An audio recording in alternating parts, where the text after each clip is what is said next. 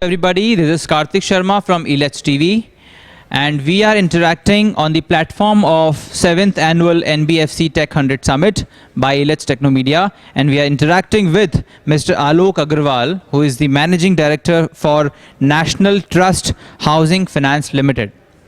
And we just welcome him. Sir, warm welcome. Thank you. Thank you. Sir, I would like to ask you that as you are leading the housing finance company, you know the atmosphere these days about NBFC. There's a lot of challenge, maybe a liquidity crisis and many more. And especially the housing finance companies are into trouble, or you can say in a challenging environment. What do you think about it, and what should be done about an housing finance company to overcome such challenges? Yeah.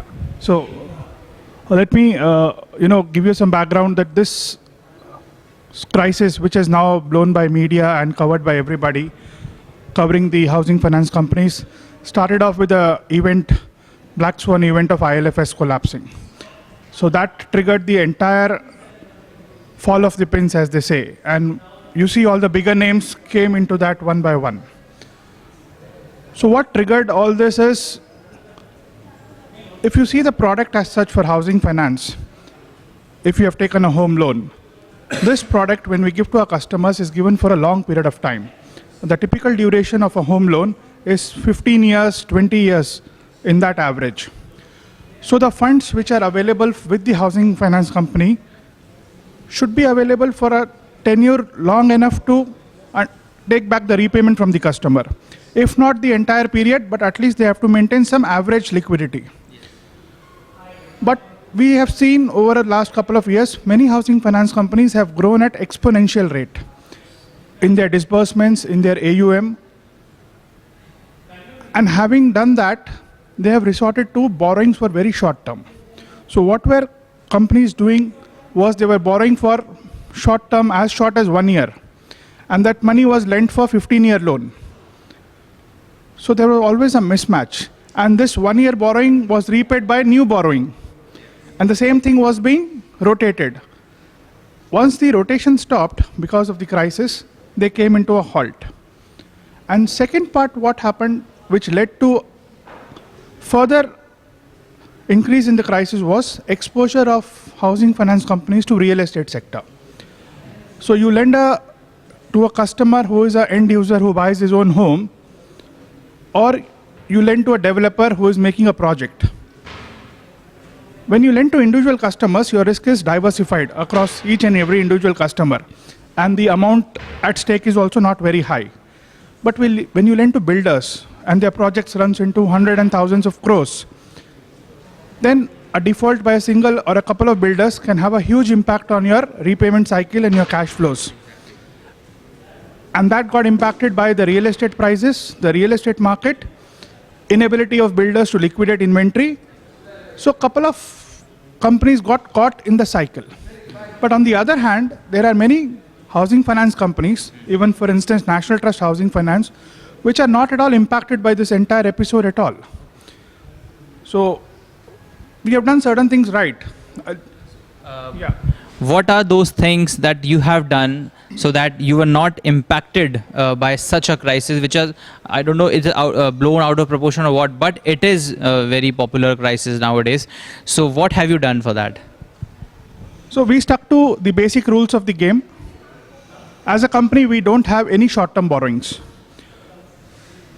We know that we lend for an average tenure of 15 to 20 years. So all of our borrowings which we have are from public sector banks and from financial institutions, which are of a long-term tenure. Our average tenure of borrowing is around 8 to 10 years. And we don't have any single commercial paper borrowing, which is of a shorter tenure of, say, 1 year. So entire funds which we raise are for a longer period of tenure, which helps us tide over the liquidity requirement and cash flow requirement. So there's nothing repayable within 1 year. So I have the time to get cash back from my customers and maintain the cycle. Also, as a company, we have a strict policy. We only lend to end consumers. So we, as a company, lend to individual end user who wants to purchase a house. And we have no exposure to any builder whatsoever. So as a conscious call, in our business, we had decided that we are a housing finance company who will cater to the last mile borrower, who will ensure that a person who wants to build a house gets the money to build it rather than putting a lot of exposure into real estate, funding developers. While that is an option to grow the AUM faster, but in our thinking, we didn't find it safe enough to venture there. And in hindsight, and now if I think, it was a very right decision, because we are now out of the purview of the entire slowdown in the builder segment, in the real estate segment, and we don't have any repayment stuck with the builder. Also, we have a strict policy wherein we lend only to the customers buying their first house. So even if a person is buying a second or a third house, we consider it as an investment property and we avoid lending. So we identify the direct end user and lend to that. And I think that policy and the rule of thumb which we have followed in the past history has today helped us to come scratch-free out of this entire crisis which has happened, and we continue to lend. And we have not been required to stop business. There's no slowdown. We have been increasing our disbursements, and business is as usual for us. I think these can be tips to people who are actually struggling for successful execution of business in this housing finance sector. So lastly, I will ask you, what do you see in future? Is it a bright future, or do you see speculations of or troubles in this housing finance sector? See, the sector itself is too large to have any major impact from this. This triggered by a black swan event, which doesn't happen every time in an industry. But yes, one thing I can be sure is there'll be many learnings out of this event. Many people who have got entangled in this will come out with a lot of learnings. It will help improve the functioning of the industry.